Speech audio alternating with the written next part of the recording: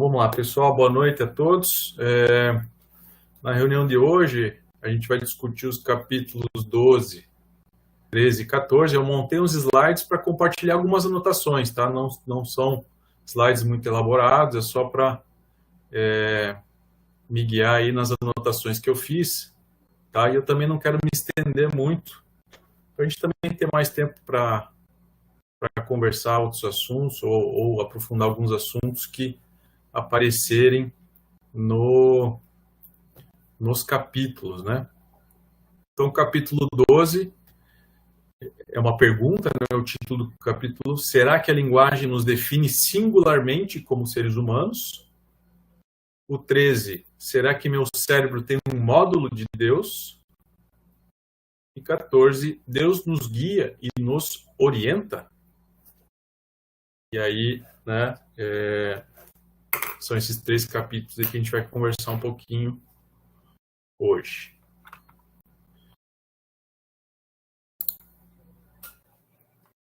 Então, no capítulo 12, ele tem uma premissa de que se a gente, o organismo, tem alguma linguagem, né, aquilo nos aprovaria, homologaria como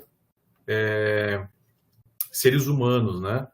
E aí ele faz uma comparação, né, com os chimpanzés, né, principalmente. Eu coloquei ali monkeys e apes, porque em inglês tem palavras distintas, né, para essas diferentes formas de primatas. Os macacos são os macacos que a gente conhece aqui, mas, né, que tem a cauda longa, né, ocorre no Novo Mundo.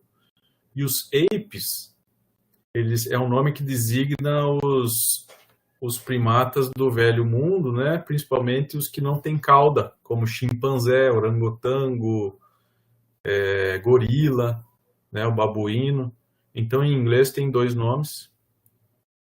E eu trouxe aqui, por algum motivo, eu coloquei essa nomenclatura, né?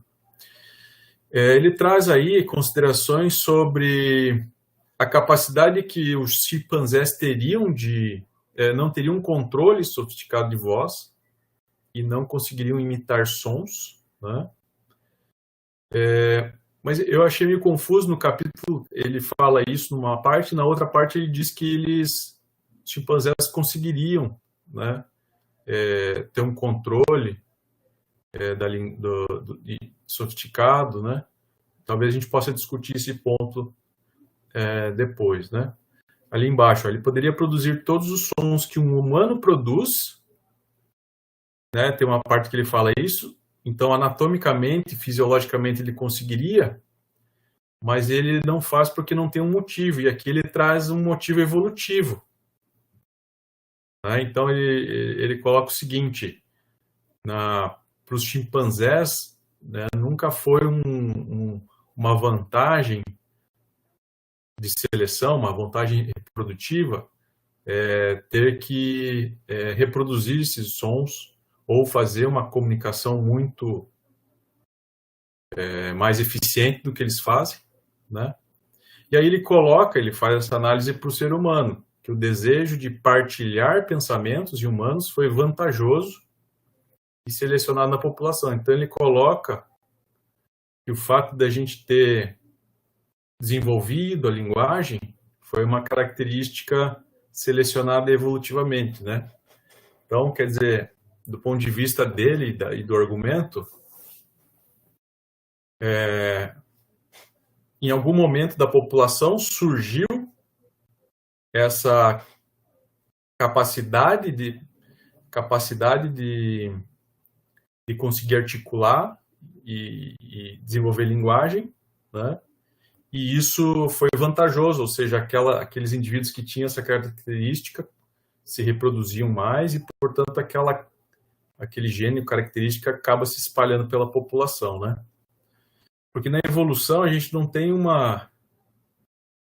a princípio, né, a gente não tem um direcionamento, que se chama teleologia, né? Então, teleologia é quando você fala assim, os humanos desenvolveram a linguagem porque eles precisavam, ou porque, né? Então, essa finalidade ela não está presente na teoria evolutiva, apesar de que muitas das interpretações são teleológicas e tem alguns autores que lidam com uma margem teleológica. Mas, digamos assim, no senso geral da teoria da evolução, a teleologia ela não está presente. Enfim, voltando aqui para o capítulo, né? Então, ele coloca que o desejo de partilhar pensamentos foi vantajoso, selecionado na população. Então, os seres humanos, a população humana, teria motivo evolutivo para ter desenvolvido os sons, né? Ter articulado os fonemas, as codificações e ter desenvolvido uma linguagem, né? Me lembrou muito esse capítulo, né? O que a gente vê em biologia comparada, né? Biologia comparada, ela justamente tenta interpretar certas características por comparação, né? Como o próprio nome diz. Então, por exemplo, como que funciona o olho, né? Então, o olho é o mesmo, o funcionamento, as estruturas são homólogas entre os organismos ou não, o funcionamento, né? A asa do morcego com a asa do inseto, eles são homólogos, análogos. Então, a biologia comparada, ela sempre está olhando essas questões, né? E me lembrou muito, por isso que eu anotei aqui, né? E ele traz também uma seguinte hipótese, né? Que a origem da linguagem, ela levaria ou estaria relacionado com várias capacidades humanas, né? Então, seria como, já que, né, o cérebro está sendo selecionado e modificado para ter outros atributos, né? Então, a origem da linguagem estaria relacionado com outras capacidades, como reflexão, racionalidade, deliberação. E isso, né, numa emergência, ou seja, num produto além daquilo que foi feito, levaria a uma ética ou um senso ético, né, que aí sim só os humanos teriam, né? Então, aqui nesse capítulo, ele tenta mostrar, de alguma forma, qual que é a relação da linguagem com o que a gente considera ser humano, né? Mas enquanto diferente dos animais. Apesar disso, né, os símios, que ele chamou aqui, compartilham o neocórtex expandido, né? Então parece que essa parte do cérebro é mais recente, né? Inclusive o neo faz referência a isso. E uma expansão disso, né, ou dessa parte do cérebro levaria ou traria a capacidade, né, dessas capacidades humanas ali que foram elencadas. Tá? Eu acho que aqui tem bastante coisa para até dar tirar dúvida ou até aprofundar em relação a isso aqui. No 13, né? Então, no 13, ele começa falando sobre frenologia, que é aquela... Eu acho que a gente já comentou um pouquinho sobre isso, né? Seria uma pseudociência, né? Ou uma tentativa de ciência que busca interpretar características, temperamentos e comportamentos pelo formato do cérebro, formato dos lobos ou medidas, enfim. É uma coisa que não prosperou muito, mas que em certa época teve uma influência, né? E esse capítulo especial trata de espiritualidade e cérebro.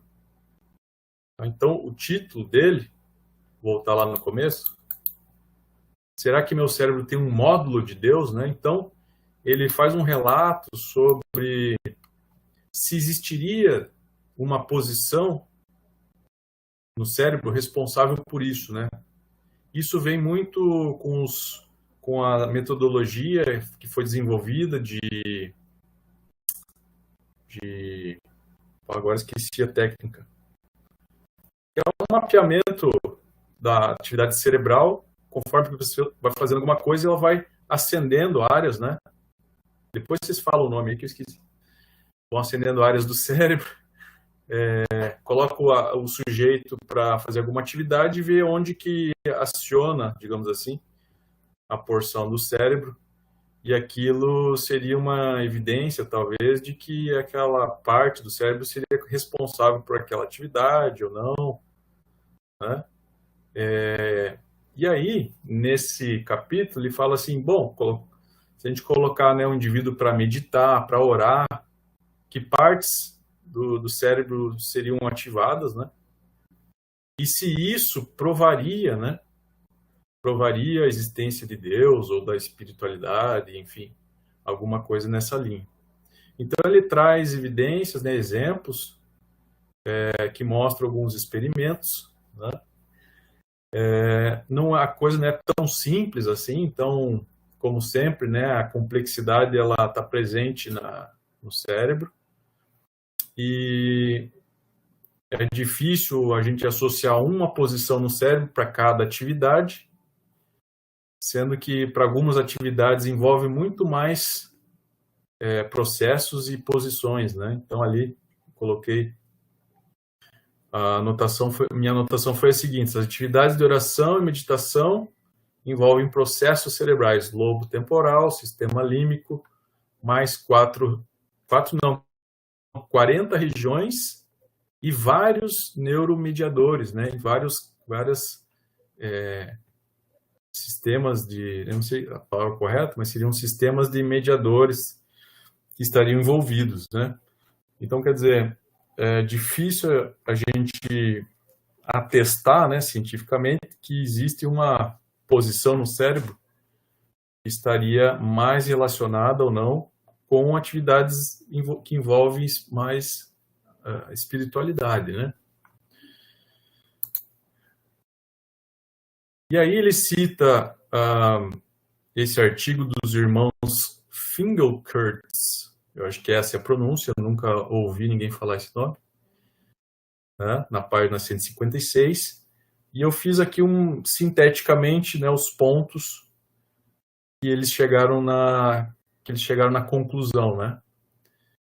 E a atividade espiritual no cérebro, ela provoca uma ativação conjunta, né? Ou seja, dependendo do sujeito, se ele, né, tiver num estado mais racional, mais emocional, a atividade espiritual ela vai estar, né, ou envolvida com vários conjuntos várias partes do cérebro, simplificando, né? Não existiria uma prevalência hemisférica, né, direita e esquerda, não há um consenso sobre o substrato da experiência religiosa, então existia uma premissa que uma substrato, né? Existiria um substrato dedicado para aquela experiência no cérebro, e esse artigo ele traz evidências que não há, e participam todos os sistemas neuromediadores, né? Talvez aí, não sei, dopamina, alguns nessas linhas aí, né? Mas, bom, vocês devem saber melhor que eu sobre isso, também não vou entrar em detalhes. Conclusão que ele põe, que é o argumento, né, um dos argumentos do capítulo, é que não há uma posição no lugar de Deus na neurofisiologia. O que é muito interessante, né? A gente pode até discutir um pouquinho para os crentes qual seria os desdobramentos, a interpretação disso, mas eu acho super interessante não ter essa posição, ou não encontrar uma posição que seja de Deus, né, já que ele é o criador de tudo. Mas eu acho que é interessante ter os desdobramentos disso para nós. Ainda no 13, né, eu achei interessante, né, que ele faz uma distinção entre atividade espiritual, das 3 maneiras em que a pessoa ela utiliza, né, ou da crença, da atividade espiritual na sua vida.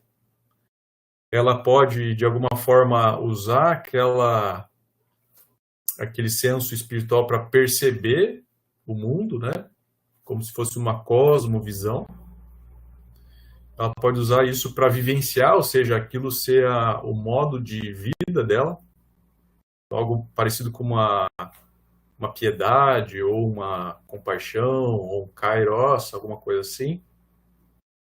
Ou uma forma de comportar-se, né? Como se fosse um manual. Não queria soar tão legalista, né? Mas como se fosse um manual de conduta cristão, um manual que também algumas pessoas levam, né? Ou usam nessa forma. Achei interessante ele colocar que as pessoas, de certa forma, elas usam a espiritualidade ou a sua religião em uma dessas formas ou até nas 3 formas, né? E eu acho que o ponto, o ápice aí do capítulo, né? É o argumento que ele coloca sobre os processos cerebrais relacionados com atividades espirituais, eles não provam a existência ou não de Deus. Né? Então, quer dizer, existe uma linha de pressupostos ou de argumento que quer encontrar uma posição, um lugar no cérebro onde seja relacionado com Deus, para dizer, ó, Deus existe, né? Então, eu acho que... E ele traz esse exemplo da pesca, né? Da pesca com aquela isca, parece uma mosquinha, que é justamente para correlacionar isso. O fato de que, nessa analogia, né? O fato de ele estar pescando ou realizando a pesca não prova necessariamente que o peixe existe, né? Então, é mais ou menos isso, né? Quer dizer, e aquela velha discussão, né, de ciência e religião, a ciência ela nunca vai dizer que Deus existe ou não existe, porque ela não está no alcance dela isso, né? É justamente aquela questão do reducionismo, do naturalismo metodológico, né? Então, quer dizer, a ciência ela nunca vai provar que sim, nem provar que não, apesar de que tem gente, né, com uma cosmovisão centrada na ciência que vai achar que a ciência dá a explicação de tudo, né? Que esse que é o nosso seria um erro, né? Essa interpretação. Bom, enfim, eu achei interessante o exemplo, né? E o fato de a gente, né, desenvolver ou acionar algumas partes do cérebro para experiências espirituais, né, não vão provar ou desprovar que Deus existe, né? Então, eu acho que esse ponto é bem interessante, né? Apesar de que, para mim, né, isso já era um ponto pacificado, né? Mas eu acho que é interessante abordar bom, enfim, para a gente conhecer também o argumento. E o 14, né? Então, eu não sei porque eu não coloquei o título do capítulo, só coloquei lá na frente. O título é Deus nos guia e nos orienta, uma pergunta também, né? E aí, a pergunta central lá que o Ben acaba fazendo para o Malcolm, né? É como obtemos orientação de Deus. E aí ele traz algumas situações, né? Algumas situações que ele ilustra, né? O que seria, o que não seria uma orientação de Deus. Primeiro, que a orientação dramática não é a norma. O que seria uma orientação dramática? É uma orientação que, por exemplo, lá no Velho Testamento, quando Deus aparece no arbusto pegando fogo, né?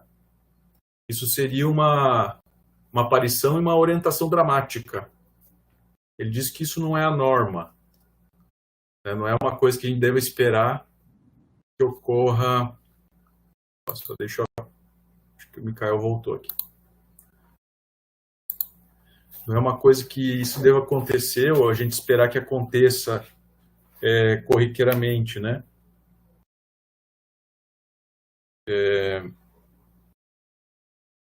Aqui ele fala, por exemplo, a voz interior na conversão de Saulo, o chamado de Mateus para seguir Jesus e assim por diante, né?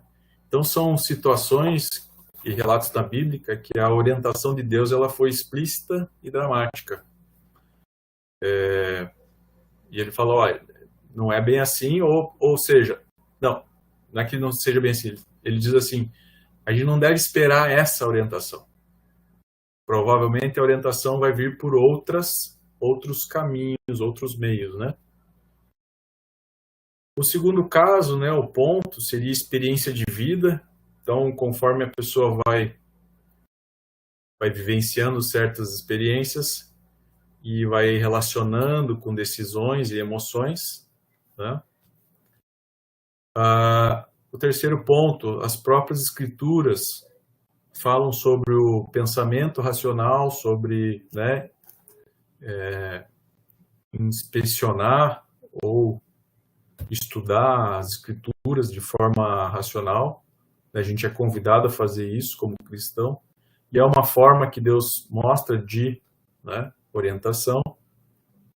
E eu acho que a maior forma que Deus tem para orientar a gente seria pela interação social que ele chama de comunidade de fé, né, que a gente poderia chamar de igreja, ou igreja local, talvez a igreja apostólica, não sei em que nível, mas seria essa convivência com os irmãos, né, a exortação, a admoestação, uns com os outros, seria uma forma também de receber a orientação de Deus, né? Parece que havia uma expectativa, pelo menos do ponto de vista neurocientífico ou psicológico, de que Deus pudesse orientar e ter uma voz dentro das nossas cabeças, uma coisa mais explícita, né? Mas a gente sabe que há relatos, né? Mas na maior parte do tempo, pelo menos na minha experiência, a gente tem aí um pensamento, as orientações vêm na forma de sabedoria ou decisões bem tomadas ou pedidos de oração no momento de oração, meditação, né, que são esses momentos aí de reflexão, né, e quando a gente pede ajuda a Deus, enfim, nesses momentos mais específicos, né. Não seria uma orientação explícita, verbal, assim, explícita no sentido faça exatamente isso, né, ou a gente sabe que tem uma linha, um caminho, e eu acho que por isso a comunidade de fé ela serve como balizadora, né, no conjunto, para aplicar os princípios aí cristãos, né. Pessoal, esses seriam os apontamentos, na verdade, essas seriam as anotações que eu fiz, né, hoje eu não fiz uma sinopse sobre o capítulo, né, mas são as anotações que eu fiz e que eu achei interessante comentar com vocês aí para a gente iniciar a nossa discussão aí.